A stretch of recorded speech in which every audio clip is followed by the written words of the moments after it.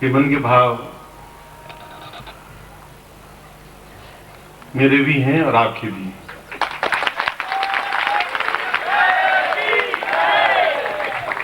मैं धीरे धीरे आपको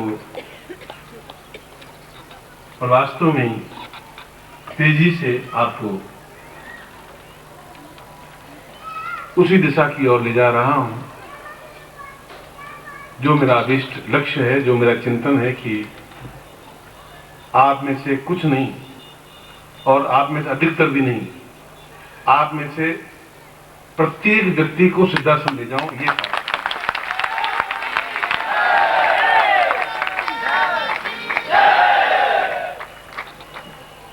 और किसी भी पवित्र आत्मा की और ऋषि की वाणी मिथ्या नहीं होती, और मेरी वाणी मिथ्या नहीं होती।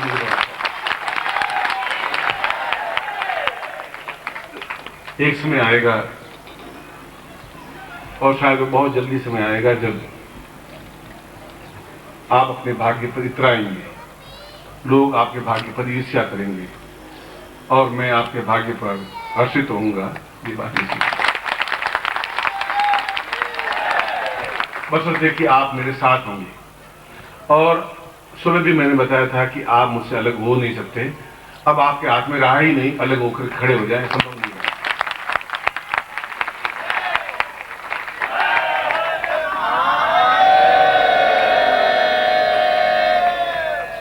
और इसी प्रसंग में मुझे वापिस श्री कृष्ण उपनिषद का एक, जहां श्री कृष्ण ने खुद ने लिखा है, यदि आपने गीता पढ़ी,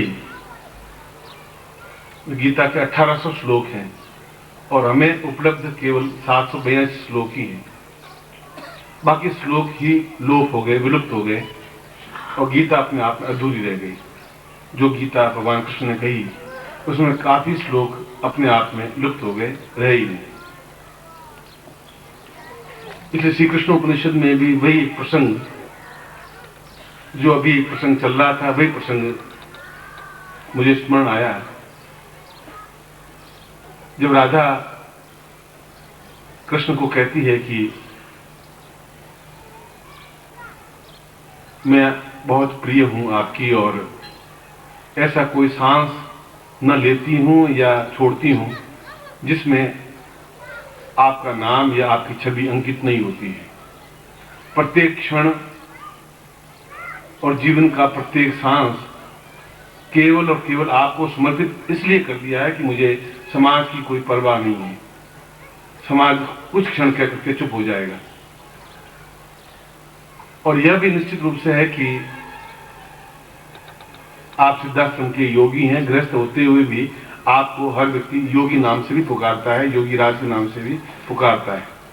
और इतनी गोपियों से आप प्रेम करते हुए भी अपने आप में विशुद्ध निर्मल हैं और शुद्ध चित्तवृत्ति के हैं। और राधा ने इस श्री कृष्ण उपनिषद में यही कहा कि कृष्णत्वमेव विचित्र वीर्योपनिषे सिद्धाश्रमो वे परमोच्च योगी मम श्वास प्रश्वास समर्पितम वे किम कारणम भवतवे भवदेव शून्यम। जब मैंने अपने आप को आपको समर्पित कर दिया, जब मैंने अपने पास कुछ रखा ही नहीं, न सांस आपके बिना लेती हूं, न आपके बिना सांस छोड़ती हूं, और जब यह भी है कि आप में भी सामर्थ्य है कि आप पूर्ण रूप से कूटनीतिज्ञ हैं, पूर्ण रूप से विद्वान हैं, शत्रु संहार करता हैं, और सांदीपन जैसे ऋषि के आप शिष्य रहे और उन्होंने कम समय में आपने इतना ज्ञान प्राप्त किया, और सिद्धाश्रम में नित्य आवागमन आपका होता है। मैंने शास्त्रों में पढ़ा है कि उसके बिना देवताओं का जीवन भी अपने आप में निष्फल और व्यर्थ है। और अगर मैं इतनी प्रिय हूं तो फिर आप मुझे सिद्धाश्रम क्यों नहीं ले जा रहे?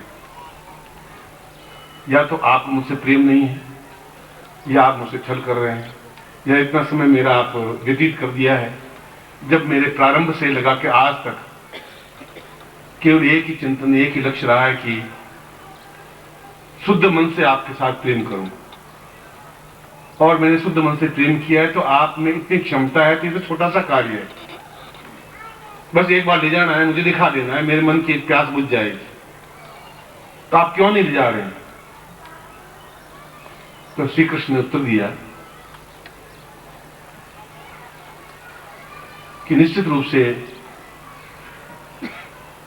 तुम मुझे प्रिय हो, और प्रिय का तात्पर्य है कि अपने अंदर पूरी रूप से समाविष्ट होने पर ही प्रिय कहलाता है। यह पति के लिए या प्रेमी के लिए भी प्रिय शब्द आता है, प्रेमिका के लिए भी प्रिय शब्द ही अंकित होता है। और यह भी निश्चित रूप से है कि मैं सिद्धाश्रम में आता जाता हूं और वैसा स्थान इस ब्रह्मांड में कोई और है ही नहीं जहां देवता लोग भी तरसते हैं कि हम सिद्धाश्रम में कुछ क्षण व्यतीत करें। और जो गए हैं और जो हैं और जो वहां से आते हो जाते हैं, उनके भाग्य तो करोड़ों करोड़ों देवताओं से भी अत्यंत उच्च कोटि के हैं। इसलिए तुम नहीं जा पा रही हो कि तुम मनुष्य हो, ये कारण नहीं है। यह भी कारण नहीं है कि तुम कम बुद्धि की हो या कम उम्र की हो। यह भी बात नहीं है कि मैं तुम्हें ले जाना नहीं चाहता। मूल रूप से बात यह है कि जब तक मैं तुम्हें सर्वांग पूर्ण नहीं बना दूंगा तब तक तुम चल ही नहीं सकोगी। वहां सर्वांग पूर्ण बनाना आवश्यक है, तुम्हें प्रत्येक चीज तुम्हें पूरी देनी आवश्यक है।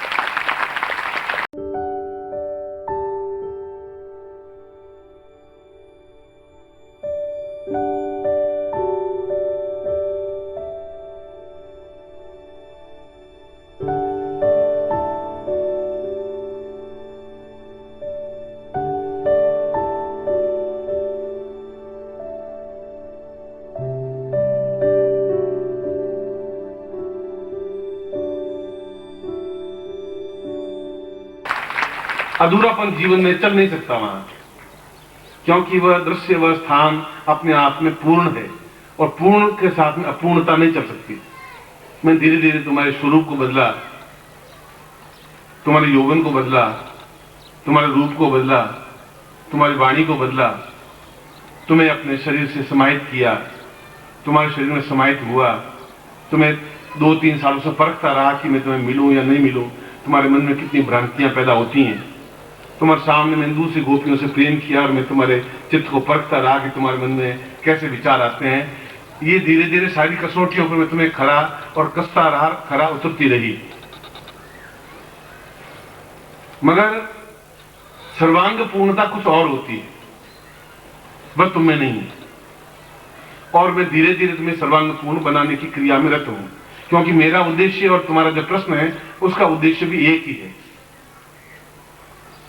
और सर्वांग पूर्णता का मतलब है कि पूरे शरीर में जो लक्षण बताए हैं 32, वे 32 लक्षण एक ही व्यक्ति में समाहित हों, तब वो सर्वांग पूर्ण पुरुष या स्त्री होता है।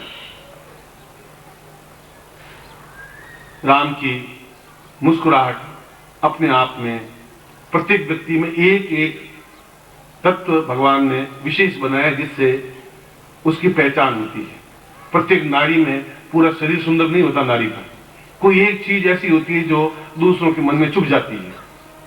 प्रत्येक व्यक्ति का कोई एक चीज ऐसी होती है जो सामने वाले पर प्रभाव डाल देती है। पूरा शरीर या पूरे 32 के 32 लक्षण पुरुष में नहीं आ पाते। राम की मुस्कुराहट अपने आप में अद्भुत है, वैसा शरीर की अपेक्षा मुस्कुराहट ही उनकी श्रेष्ठ है। कृष्ण की चितवन अपने आप में बहुत श्रेष्ठ है। जब वो थोड़ी तिरछी आंख करके देखते हैं तो सैकड़ों गोपियां बलिदान हो जाती हैं। भगवान बुद्ध की आंखें अपने आप में अत्यंत गाय की तरह शांत और स्वच्छ है। उन आंखों में आदमी डूब करके रह जाता है। शंकराचार्य की वाणी अपने आप में अद्भुत थी। उस वाणी के सामने ऊंचे से ऊंचे विद्वान भी झुक करके रह गए। एक एक चीज तो प्रभु सबको देता है, मगर 31 चीजें और नहीं दे पाता। और जब तक 31 चीजें नहीं मिल पाएंगी तब तक पूर्ण 32 लक्षणों से युक्त पूर्ण सर्वांग पूर्ण व्यक्ति या पुरुष या स्त्री नहीं बन सकता। और आधा तुम अभी सर्वांग पूर्ण नहीं हो। कभी कभी तुम्हारे मन में कुछ कुछ न्यूनताएं आ जाती हैं। मैं उन न्यूनताओं को मिटाने की ओर ही बराबर संलग्न हूं। मैं जानबूझ के दूसरी गोपियों से प्रेम करता हूं। मुझे मालूम है कि इनसे ज्यादा प्रेम नहीं चला पाऊंगा। मैं ये भी जानता हूं मेरे साथ इनका नाम नहीं जुड़ पाएगा, मेरे नाम से पहले इनका नाम नहीं लिया जाएगा। मैं ये भी जानता हूं कि मैं बहुत समय तक तुम्हारे पास शायद नहीं भी रह पाऊंगा, मगर ये तुम्हारे मेरे बीच में साक्षीभूत है कि मैं तुम्हें सर्वांग पूर्ण बनाता हुआ और सिद्धाश्रम में जब भी जाऊंगा मैं तुम्हें लेकर के ही जाऊंगा। ये तुम्हारे मेरे बीच में पूर्ण वचनबद्धता है और तुम्हारे मेरे बीच में भी यही वचनबद्धता है। आज 5-7 साल से मैं यही बात आपको कहता आ रहा हूं और उसी की ओर बराबर मैं संलग्न हूं। एक एक सीढ़ी बराबर उधरी चढ़ता जा रहा हूं। थोड़ा धैर्य रखने की जरूरत है। शायद बहुत अधिक मंजिल पार कर ली है, मगर मैं कह रहा हूं कि वह स्थिति तुम्हारे भाग्य पर हजारों हजारों देवता भी अपने आप में न्योछावर होंगे। मैं बोल रहा हूं, बहुत सोच समझ के बोल रहा हूं।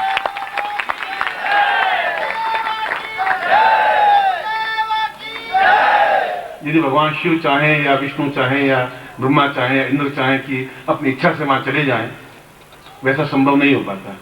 ऐसा कॉमन गेट नहीं है कि गए 5 रुपए एंट्री फीस लिए अंदर घुस गए, वैसी चीज वो नहीं है। और आप में ताकत है, वहां ताकत भी काम नहीं आती। मैंने कहा कि इन 4-5 उदाहरण आपको दिए। रावण की विद्वत्ता अपने आप में श्रेष्ठ थी, यशोदा का महत्व अपने आप में श्रेष्ठ था, बाकी कोई गुण नहीं था। यों तो एक नारी में सब कुछ शरीर होता ही है, मगर कोई एक चीज ऐसी होती है जो चुभ जाती है, आंख में खटक जाती है, आंख में समा जाती है कि वह पुरुष है, मगर उसका चेहरा बहुत कमाल का, एक बार देखा भूल नहीं सकते। या उसकी बात करने की शैली ऐसी है कि बस सुनते ही रहे, बाकी चेहरा चाहे अच्छा हो या बुरा हो।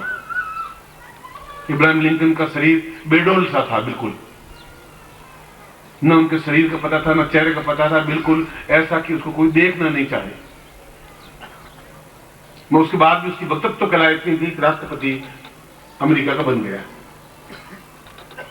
इसलिए सारे गुण कि उसकी वक्तत्व हो, बोलने की क्षमता हो, सामने वाले पर अपनी बात का प्रभाव डालने की क्षमता हो, विद्वान हो, जो अपने आप में पूर्ण सम्मान हो, वो अपने आप में उसकी चितवन हो, उसके आप में मुस्कुराहट हो, उसके चेहरे पर एक ओज हो, उसके शरीर में ताकत हो, एक भुजदंडों में पूर्ण यौवन हो, और वह चले तो ऐसा लगे कि जैसे समुद्र उमड़ घूमड़ करके चल रहा हो। ये सारी चीजें एक ही व्यक्ति में सन्निहित नहीं हो पाती। इसलिए प्रत्येक व्यक्ति को शास्त्र में अपूर्ण कहा है। व्यक्ति अपने आप में अपूर्ण है और शास्त्र कहते हैं पूर्णमदः पूर्णमिदं पूर्णात् पूर्णमुदच्यते। आदमी को पूर्ण होना चाहिए और पूर्ण होने पर ही आदमी उस स्थान पर पहुंच सकता है जो स्थान इस ब्रह्मांड का अद्वितीय स्थान है, जहां से कहीं पर भी स्थान भी जा सकते हैं आप। क्या ऐसा सौभाग्य इस जीवन में संभव है? इस जीवन में योगियों के लिए भी संभव नहीं है। जो 200 साल से तपस्या करें उनके लिए भी यह संभव नहीं है। मीरा के लिए भी संभव नहीं हो पाया, सूर के लिए, कबीर के लिए, तुलसी के लिए संभव नहीं हो पाया, और विवेकानंद के लिए, रामकृष्ण संभव नहीं हो पाया। इसलिए कि जब तक व्यक्ति पूर्ण हो, और पूर्ण करने में गुरु कुमार शिष्य कुंभ है, गड़ी गड़ी काटे खोट। गुरु कुमार है और शिष्य मिट्टी का डोंदा है, उसमें ठोक ठोक करके उसकी खोट निकालता रहता है। खोट निकालने पर पूर्ण रूप से घड़ा बन सकता है। और मैं आपको बार बार एक बात खचोटता हुआ कभी कोई चीज देता हूं, कभी कोई चीज देता हूं, कभी कोई प्रदान करता हूं, पर लक्ष्य मेरा एक ही है कि ले जाना आपको वहां पर है ही, और जल्दी से जल्दी ले जाना है। और हर बार मैं यही बात कहता हूं, मेरा एक ही बात कहता हूं, समय बहुत कम बचा है। तो समय कम बचने के पीछे ये नहीं कि मेरी मृत्यु मेरे पास खड़ी है, और इसका मतलब ये भी नहीं कि तुम्हारी कोई मृत्यु हो जाएगी। समय कम का मतलब है कि आप अपने जीवन में ही देख करके दिखा सके लोगों को, आप आनंदित हो सकें, तरंगित हो सकें, सिद्ध योगा जीवन में स्नान कर सकें, उन कृष्ण को अपनी आंखों से देख सकें, उनसे बातचीत कर सकें, भगवत पाद के चरणों में बैठ करके एक आनंद की तृप्ति महसूस कर सकें, उन अप्सराओं को देख सकें, आपके संकेत प्रकल्प झूम सकें। हवा बह सके और आप उस मिट्टी में चंदन की तरह आप महक सकें।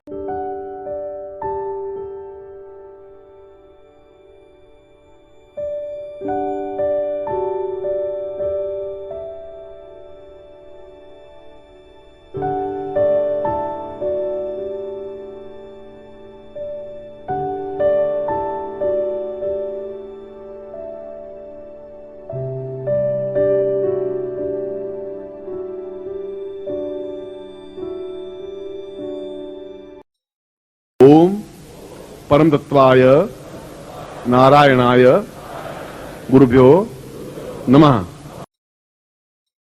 ओम ह्रीं मम प्राण देह रोम प्रतिरोम चैतन्य जाग्रय ह्रीं ओम नमः। ओम भूर्भुवः स्वः तत्सवितुर्वरेण्यं भर्गो देवस्य धीमहि धियो यो नः प्रचोदयात्।